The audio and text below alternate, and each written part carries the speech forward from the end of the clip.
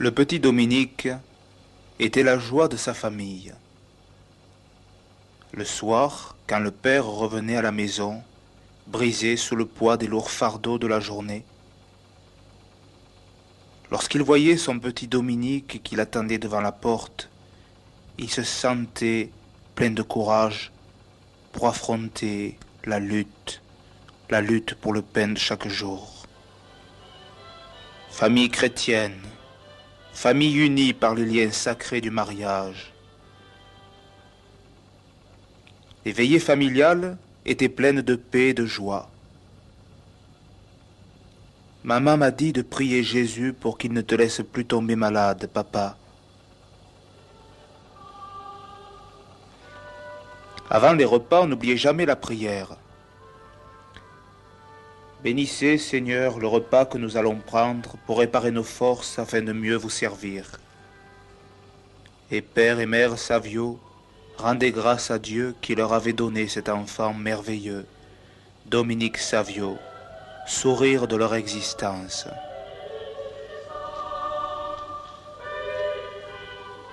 Or l'enfant grandissait en âge et en sainteté, comme une fleur des champs sous les regards aimants de Dieu. Il apprenait à aimer son Père du ciel toujours plus. Des caprices, père et mère n'en avaient pas souvenir. Assis une fois, il ne voulait pas manger avec des invités à table. Les parents se demandent ce qui lui arrive. Les convives partis, ils interrogent Dominique qui leur dit « Pardonnez-moi, père, mais le monsieur n'a pas fait son signe de croix avant de manger et je ne me sens pas d'appétit avec quelqu'un qui mange comme une bête, sans penser à Dieu. » Le curé de Murialdo connaissait bien le petit enfant des Savio. Je le voyais chaque dimanche suivre sa messe pieusement et écouter le sermon avec attention. Je le voyais venir à l'église tous les matins. Il avait à peine 5 ans. Il répondait au prêtre à l'autel dans un latin cristallin. Il transportait le missel, il apportait les burettes, il sonnait la clochette. Quand je serai grand, moi aussi, je pourrai appeler Jésus sur l'autel, car son grand désir, c'était de devenir prêtre déjà.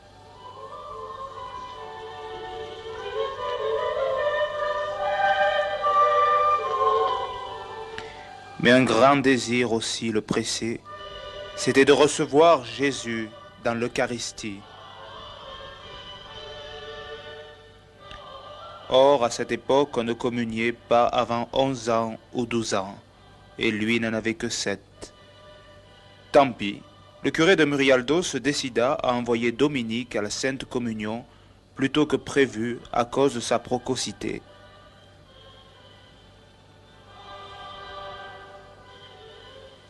Pensez la joie du petit Dominique. Il court vite l'annoncer aux parents. Il pleure même, car dans son petit cœur pur, il se désole des fautes qu'il a pu commettre dans le passé, et il se sent déjà indigne d'un si grand sacrement.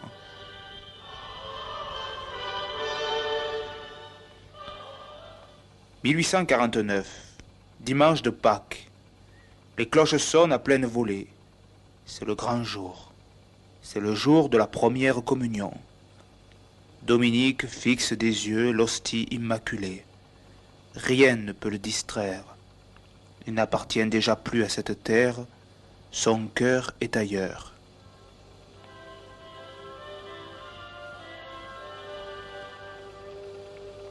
Il trace ce jour-là sur une feuille de résolution. En ce jour béni de ma première communion, je prends la ferme résolution avec le secours de la sainte grâce de Dieu, de me confesser souvent, de communier chaque fois que mon confesseur me le permettra, de bien sanctifier les dimanches et jours de fête. Mes amis seront Jésus et Marie, et il conclut la mort plutôt que le péché. Maintenant, la vie a repris son cours. Il va à l'école de Murialdo. Il doit faire 20 kilomètres chaque jour. Comme on lui demande s'il n'a pas peur de partir ainsi tout seul, il répond: Mais je ne suis pas seul, j'ai mon ange gardien avec moi.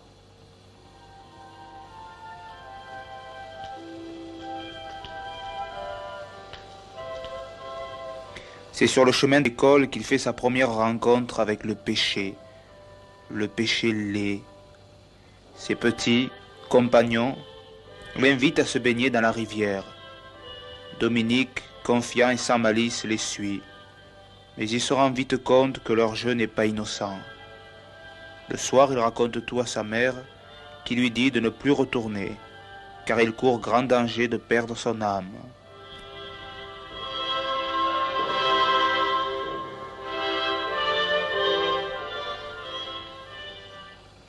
Un jour que le maître d'école tarde à venir, des élèves en profitent pour aller s'amuser dehors. Ils ont l'idée de remplir le vieux poêle de la salle de classe avec de la neige. Or, ces garnements-là avaient déjà été repérés par le maître d'école, car ils avaient fait des bêtises, déjà, et ils risquaient rien de moins que le renvoi. Donc Ugliero arrive. Il demande qui a fait cela. Les garnements désignent Dominique Savio. « Savio, dit le maître, je ne m'en serais jamais douté.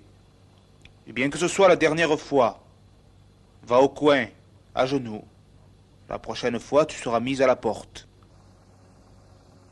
Le lendemain, on découvrit le vrai coupable. Le père Cugliero, bouleversé, demande à Dominique Savio pourquoi il s'est laissé accuser à tort. « Vous voyez, père, si je vous l'avais dit, vous les auriez renvoyés de l'école, alors que moi, j'étais sûr pour cette fois que vous m'épargnerez ce châtiment. Et puis je pensais que même Jésus fut condamné, quoiqu'innocent. Alors pourquoi me plaindrais-je ?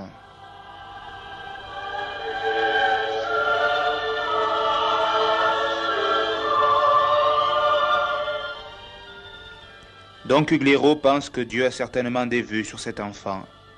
Il prend le chemin de Turin. Là vit un saint prêtre qui tient une école, Don Bosco. Don Bosco, je voudrais que vous acceptiez chez vous un de mes élèves, Dominique Savio. Il veut étudier, mais ses parents sont pauvres.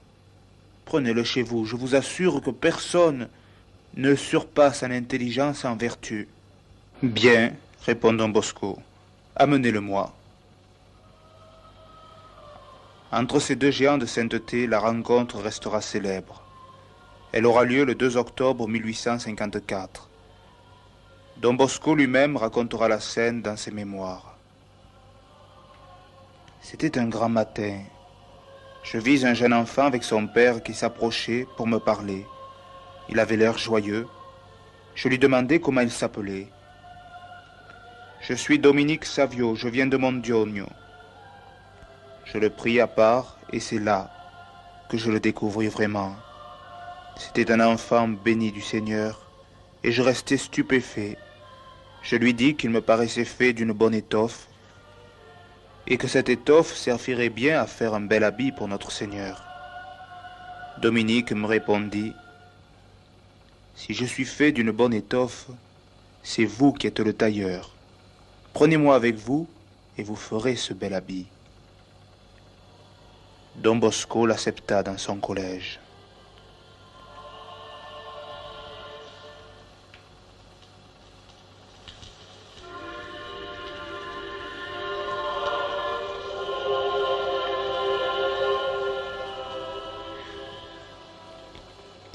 Dominique Savio arrive à Turin le 29 octobre 1854 avec quelques vêtements et quelques livres. Ici, dira-t-il à Don Bosco, j'ai tout de suite compris que c'était l'âme qui comptait. Donnez-moi des armes et prenez tout le reste.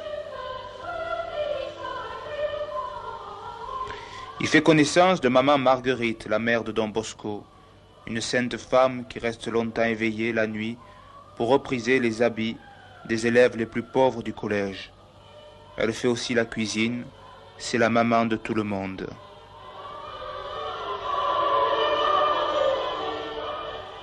Fin novembre, on prépare la neuvaine à l'Immaculée Conception que l'on fêtera le 8 décembre. On est cette année-là en l'année 1854 année où le pape Pie IX définira le dogme de l'Immaculée Conception. Quel jour de ferveur! Dominique Savio fera une confession générale de toute sa courte vie.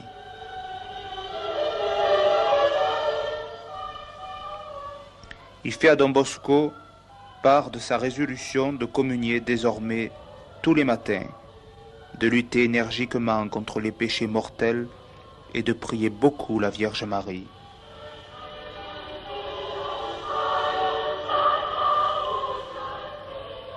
Le 8 décembre 1854, en la fête de l'Immaculée Conception, Saint Dominique Savio se consacre à Notre-Dame par une prière qu'il a composée.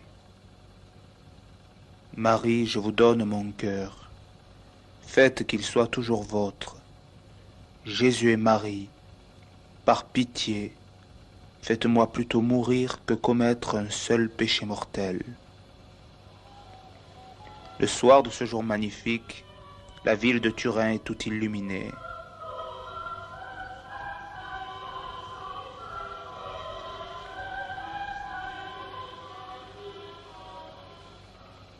Le collège de Dominique était même fréquenté par des comtes et par des marquis.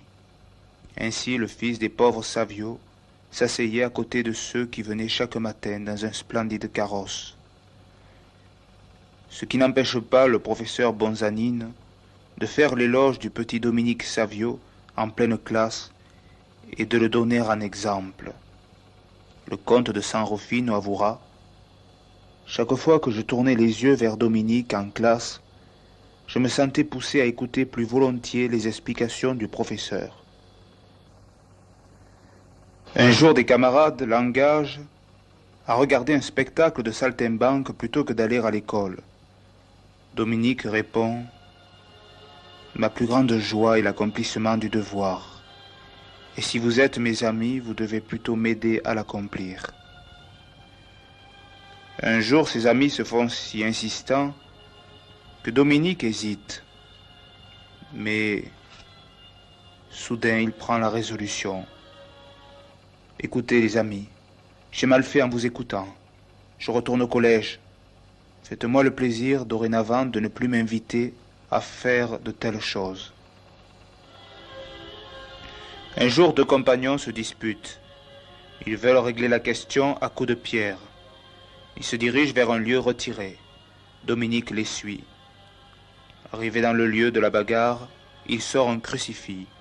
Il s'écrie: que chacun de vous regarde ce crucifix.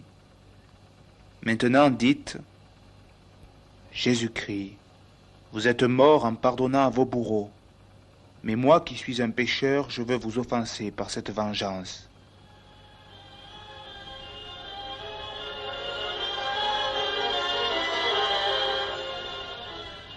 Les yeux se sont baissés et les pierres sont tombées des mains. Dominique Savio continue: pour le salut de votre âme qui a coûté le sang précieux de Jésus, vous n'êtes donc pas capable de vous pardonner une insulte lancée dans un moment de colère. Nos deux compagnons, honteux, se sont réconciliés.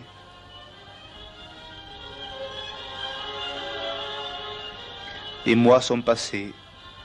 Un jour, Dominique entend Don Bosco qui prêche. Résumons ce que nous venons de dire. Premièrement, c'est la volonté de Dieu que je sois un saint. Deuxièmement, c'est facile de devenir un saint. Troisièmement, une grande joie attend les saints dans le ciel. Et Dominique pense: moi aussi je dois devenir un saint. Il a perdu son sourire. Il ne sait plus comment faire pour devenir un saint. Écoute, lui dit un jour Don Bosco, il y a un moyen simple et facile. Sois toujours joyeux. Fais bien tes devoirs de piété et d'étude pour l'amour de Dieu, et efforce-toi de conquérir l'âme de tes petits compagnons. Un jour, les enfants du collège sont abordés par un pasteur protestant qui leur dit: ce prêtre, Don Bosco, vous raconte des histoires. Il n'y a pas d'enfer. Vous êtes jeunes, ne pensez pas tout ça. Dominique interrompt le pasteur. Les amis, allons-nous-en. Cet homme nous ment. Retournons jouer. Le pasteur est en rage pendant que Don Bosco, qui assistait à la scène de loin, exulte. C'est bien, Dominique. Tu cherches toujours à amener à Dieu l'âme de tes compagnons.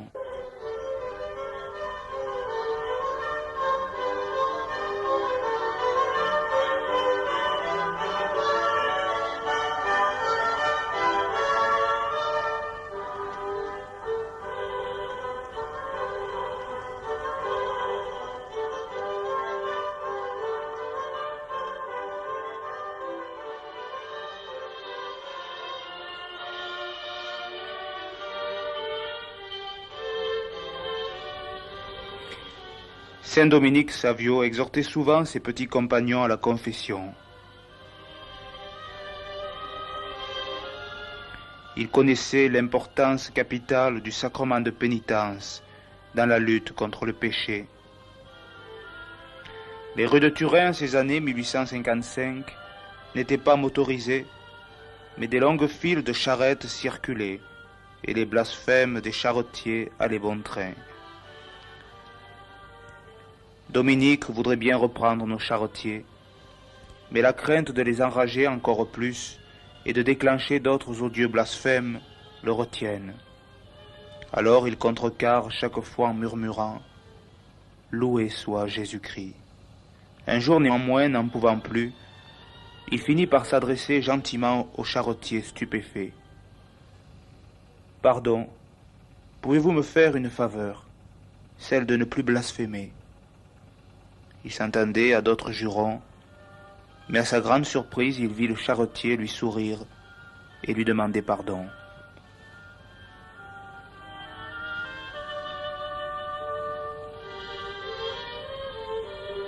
Il va chercher les enfants les plus sauvages et ignorants pour les entraîner à Dieu.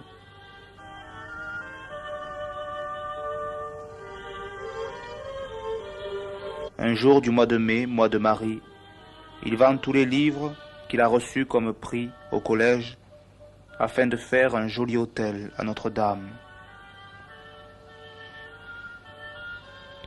Aux vacances de 1855, Dominique retourne au vert pâturage de Mondogne.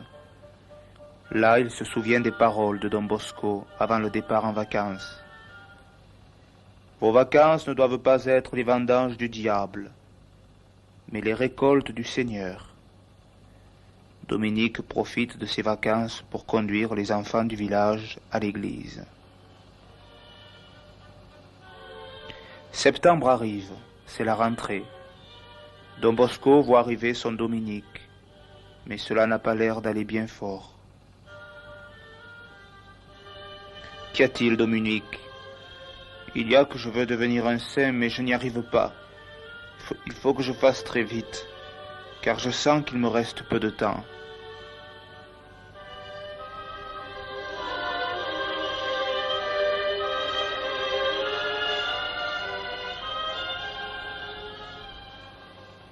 Une épidémie de choléra se déclare.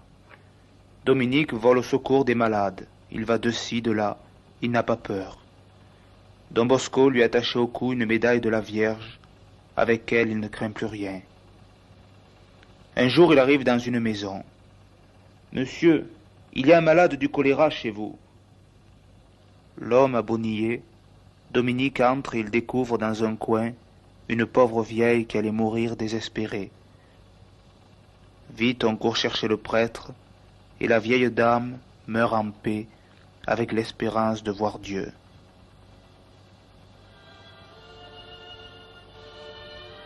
Maintenant le choléra est maîtrisé, la vie redevient calme, mais le petit cerveau de Dominique bout. Il veut en faire encore plus. Il propose à Don Bosco la fondation de la Compagnie de Marie Immaculée, qui regroupera tous les jeunes désireux de seconder les prêtres dans leur apostolat parmi les jeunes. C'est ainsi que le 8 juin 1856, le petit bataillon est prêt pour l'assaut. Il se réunit autour de l'autel de la Vierge et Dominique, d'une voix tremblante d'émotion, en récite le règlement qui comprend 21 articles se réduisant à 3 mots: pureté, piété, apostolat.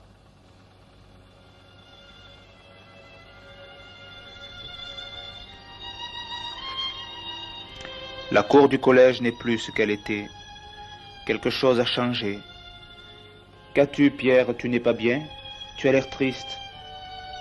Oui, hier, un compagnon m'a fait un croc-à-jambes. Je lui ai renvoyé un bon coup de poing. Don Bosco nous a vus. Il l'a mal pris. Il n'est pas content de moi. Cela peut s'arranger. Va chercher ton compagnon et demande-lui pardon.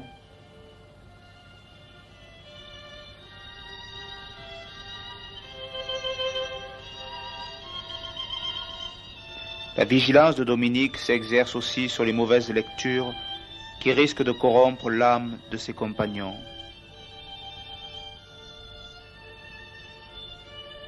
Quel est donc le secret de votre sourire et de votre joie toujours limpide, Dominique? Et l'enfant répond: la confession toutes les semaines et la communion le plus souvent possible. Un jour, le Saint-Sacrement venant à passer, porté par un prêtre, Dominique se met à genoux dans la boue. Ses compagnons se moquent de lui. Quand il se lève, il est tout taché. Alors à ses camarades qui se moquent, il dit: le Saint-Sacrement passé, et quand passe Jésus, non seulement je me jetterai dans la boue, mais dans le feu. Une autre fois, en présence du Saint-Sacrement, il voit un soldat qui ne s'agenouille pas.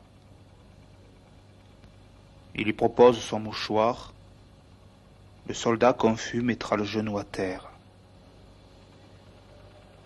Mais Dominique est comme nous.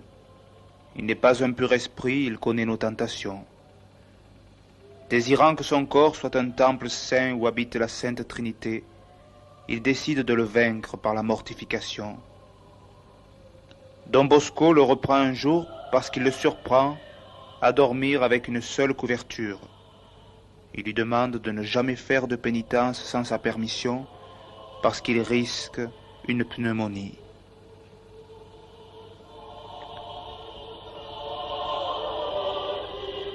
Vois-tu, Dominique, la plus belle des pénitences est de faire les choses ordinaires extraordinairement bien.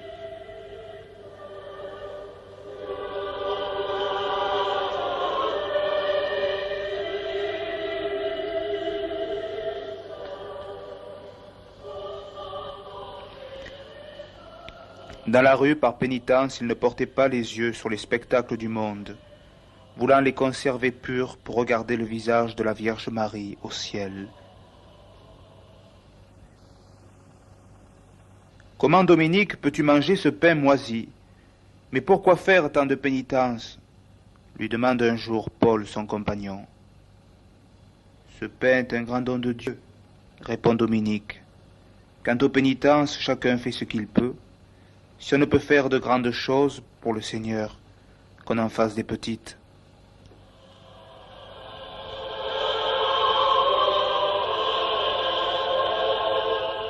Un soir, Don Bosco rassemble les petits chanteurs de la chorale. Dominique est là. Il faut se rendre au sanctuaire de Notre-Dame de la Consolata pour chanter l'office du soir.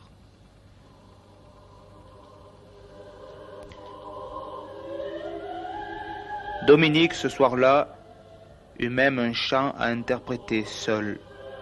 Ce fut une apothéose. Mais Don Bosco, la cérémonie terminée, découvre son brave Dominique en pleurs. Il lui demande ce qui se passe. Voyez-vous, Don Bosco, quand je chantais à l'église, je réalisais que je chantais bien et je m'enorgueillis un peu. Puis des personnes sont venues me féliciter et ainsi j'ai perdu tout mérite. Je voudrais chanter pour Dieu seul. Un jour, Dominique rencontre dans la cour du collège un nouveau élève, Camille, qui regarde les autres jouer. « Bonjour, comment t'appelles-tu? Tu es nouveau. Tu dois avoir la nostalgie de la maison, je sais ce que c'est. Mais tu verras, cela passera. Ne sois pas triste. Tu sais, ici nous sommes tous joyeux. Camille et Dominique deviennent de grands amis. Mais hélas, cela fut de courte durée. Une maladie de cœur emporte Camille au bout de 2 mois de collège. Adieu Camille, je suis sûr que tu es au ciel. Prépare-moi-y une place. Mais l'ami le plus cher à Dominique s'appelait Jean Massaglia. Il était presque du même village et brûlait du même désir, devenir prêtre un jour. Le jour le plus beau pour moi, Dominique, sera celui où je serai prêtre. Peut-être, répond Dominique, verrai-je un jour aussi beau arriver pour moi.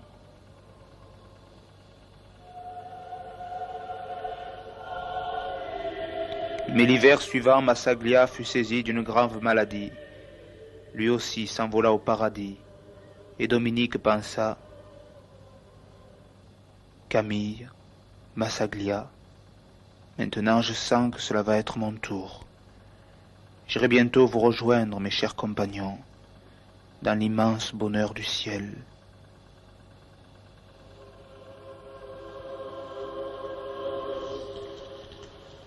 Les derniers temps de Dominique brillèrent de lumière surnaturelle. Un jour, il fit à pied le chemin de Castelnuovo à Mondogno, son pays. Quand son père le voit arriver, il s'étonne. « Ce n'est pas possible, Dominique. Tu n'as pas fait à pied un aussi long parcours. » « Je n'étais pas seul, père.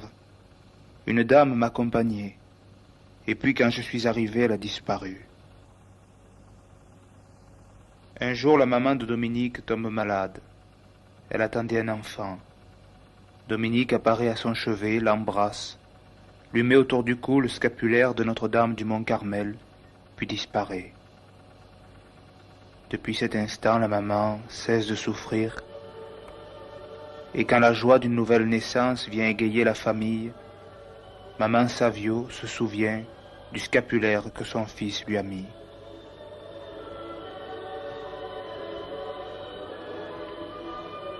Quelquefois, à travers les murs du collège devenus opaques, Dominique pressent une âme à sauver dans la ville.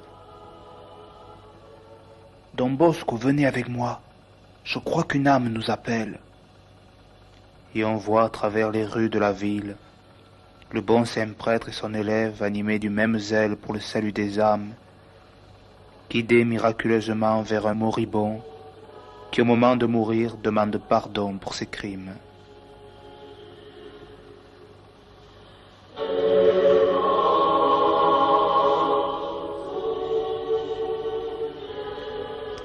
Un jour, ses petits camarades du collège le cherchent partout. Il est à la chapelle en extase, perdu en Dieu, qui murmure « Jésus, je vous aime et je veux vous aimer jusqu'à la mort. Faites-moi mourir plutôt que de commettre un seul péché. » Don Bosco arrive. « Dominique, mais que fais-tu ici? On a fini de manger. »« Oh, pardon, Don Bosco, je croyais que la messe n'était pas finie. » Et puis je voyais de telles choses que les heures passent en un moment.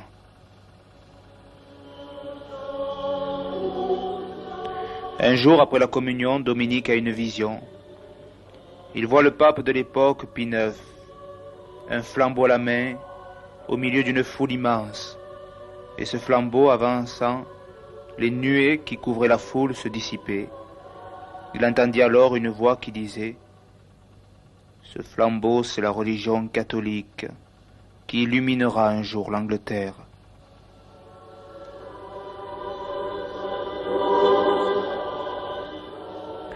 Mais la santé du saint déclinait. Don Bosco interroge le docteur. « Docteur, y a-t-il un remède à son mal? » « Mon père, cet enfant est fragile. Il est doué d'une intelligence très vive et d'une grande sensibilité. Tout cela ronge sa force vitale. Le seul remède, c'est de le laisser s'envoler au paradis. »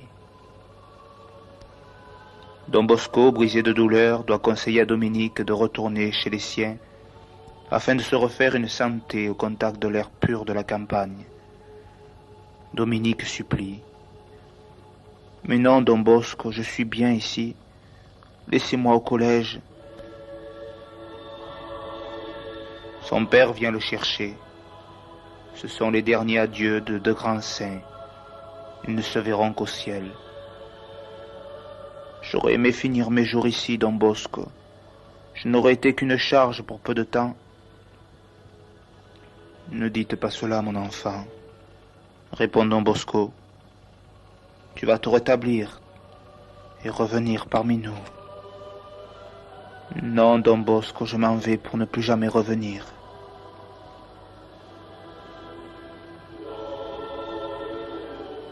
Mais du ciel, pourrais-je revoir mes camarades? Pourrais-je revoir le collège? Pourrais-je venir vous revoir? Dites Don Bosco. Don Bosco, la voix émue, répond qu'il viendra si le Seigneur le permet, puis ils se disent au revoir.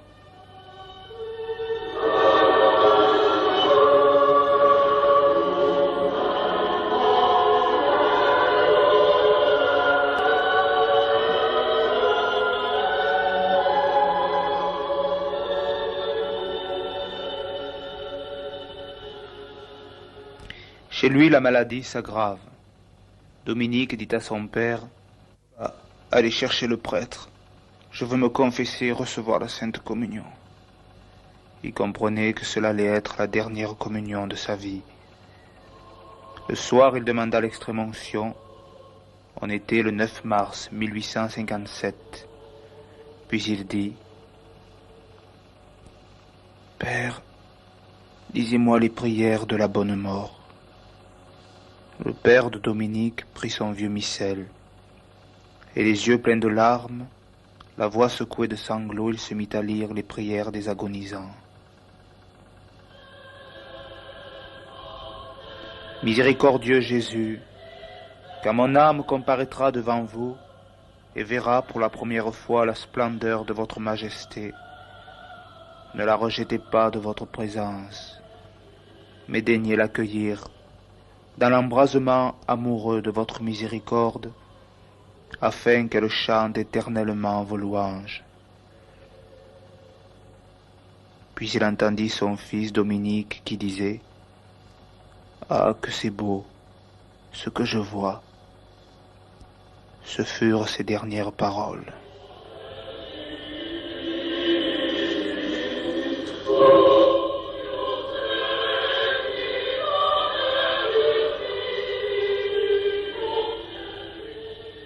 Et Dominique s'en retourna vers son Dieu. Quelque temps après, entouré d'une grande clarté, il apparut à son père pour lui dire qu'il ne devait plus pleurer car il était au ciel. Et Don Bosco le vit aussi, un an après, dans un rêve merveilleux qu'il raconta à ses élèves.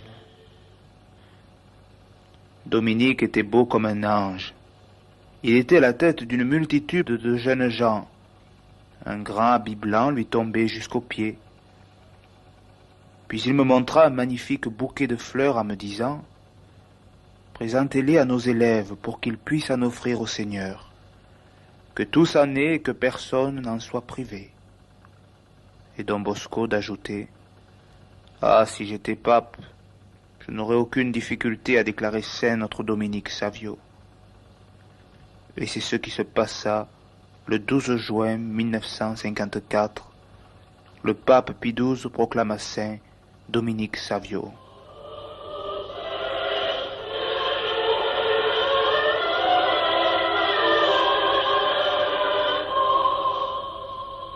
Depuis ce jour, son triomphe ne fit que croître.